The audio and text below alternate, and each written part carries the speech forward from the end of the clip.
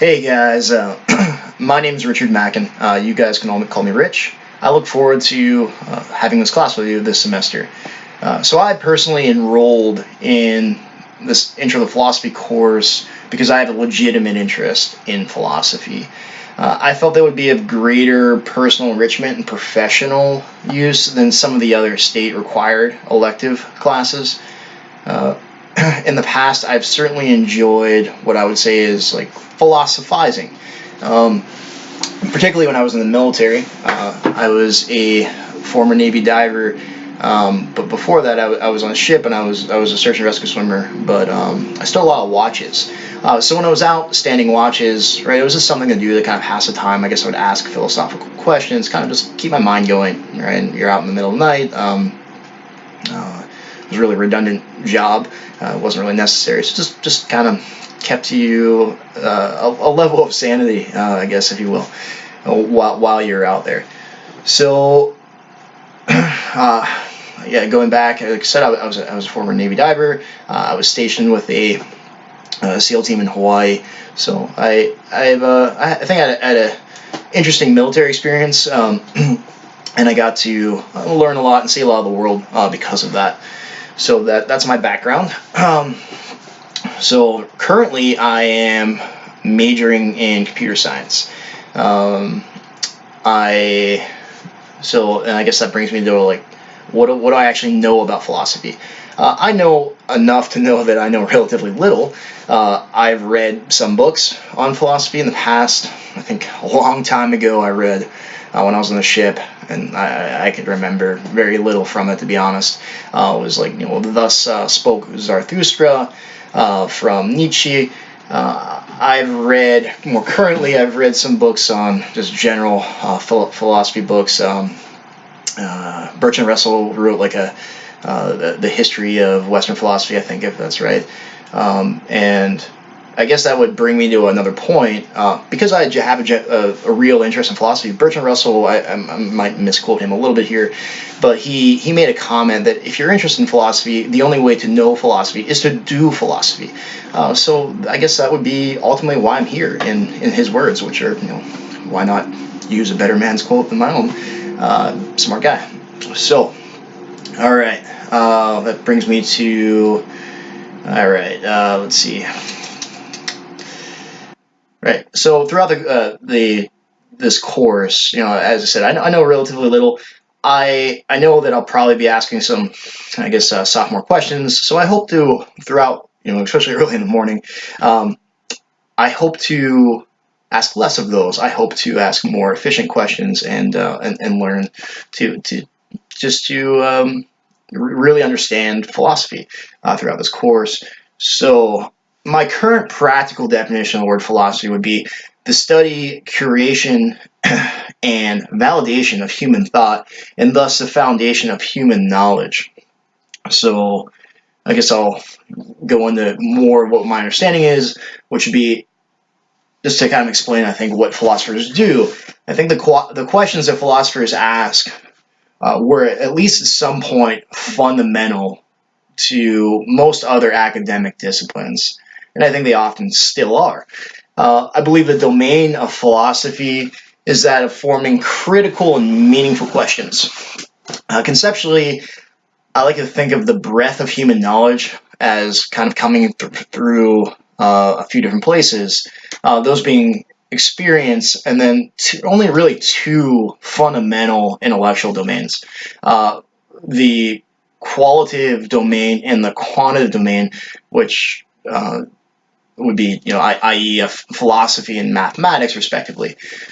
So I think that all other academic disciplines owe their existence to some combination of philosophy and mathematics. Right, even science in general, right, it was all at one point in time was called the natural philosophy. So we've of course branched and made many inroads going in different directions, branched off. But I think that ultimately, the philosophy and mathematics begetted essentially everything else. Yeah, there's some arguability, of course, there, but I guess maybe useful academic fields. I guess, is another opinion of mine.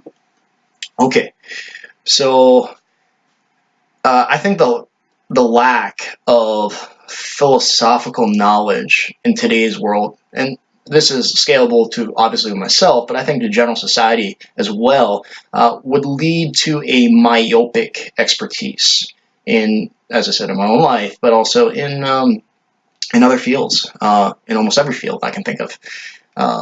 So this if true, I believe it is true, it hinders their growth. Conversely, I think that, and my own growth, as I said, scalable. And so I think that a solid foundation in philosophical history and of the actual nature of philosophy can help solve many of the world's problems, if at least save brain power from reinventing the wheel. So I would go back to other reasons why I'm studying philosophy myself.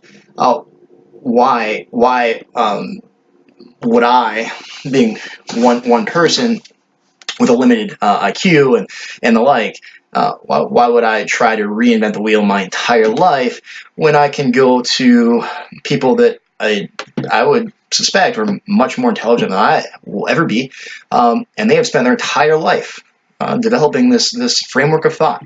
So if I can boil that down, which I think is one of the complex things to do, right? You might have this big idea, and you take that big idea, and then, as we're talking about in this class already, we take our 6-word sentences, and we have to take that big idea and try to get the essence out of it.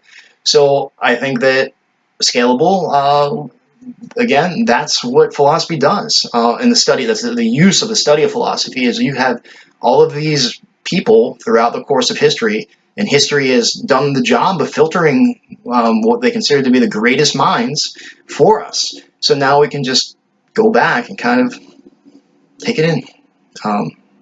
Obviously, it's more complex than that, but we at this point in history have a lot of benefit that people didn't have. The ancient Greeks didn't have, and we can move on or progress a lot because of that. And I think that as long as we do, I think that's a mature way to progress as a society, is understanding the details of where we came from.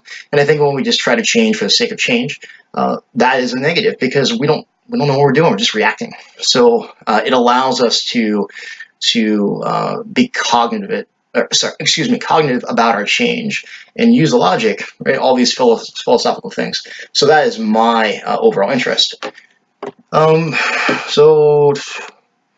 So that just brings me to a couple more points here. I'd like to. So my expectations are to develop the proper nomenclature and develop my personal understanding of philosophical arguments, logical statements, logical fallacies, cognitive biases, etc. And I'm also taking, to support that goal, I'm also taking a course in logic concurrently. So I'm taking a full course load, 15 credits right now. So I know that in the other courses outside of the logic and philosophy course, it's in, I have a trig pre-calc combined course, and Chem 1 plus the lab. So I know that over the course of the semester I'm going to be challenged by the volume and the depth of thought, but I'm looking forward to that. My overall, again, just to summarize here now finally, is my overall expectation for this course is to begin to use philosophy to develop a more efficient framework to my own critical thinking, and use the terminology to better translate my own experience into words that my peers and people around me can understand. And and going back, just I like to think generally of just, I guess, of the power of words, or at least of a higher vocabulary. It allows you to take a very complicated framework of things, right, and simplify it. Because if everyone understands this concept already, why do I have to be repetitive? So that could be analogous to, like, mathematical symbology, right? So I mean, that I think is officially tried to be done, or is done as much as possible with logic. But overall, we can try to do that just by learning, having a better vocabulary overall.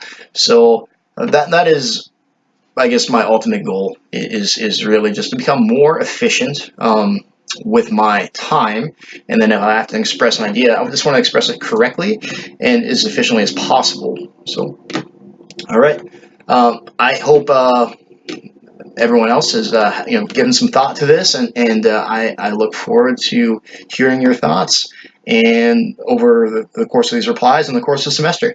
So have a great semester, and good luck to all you all.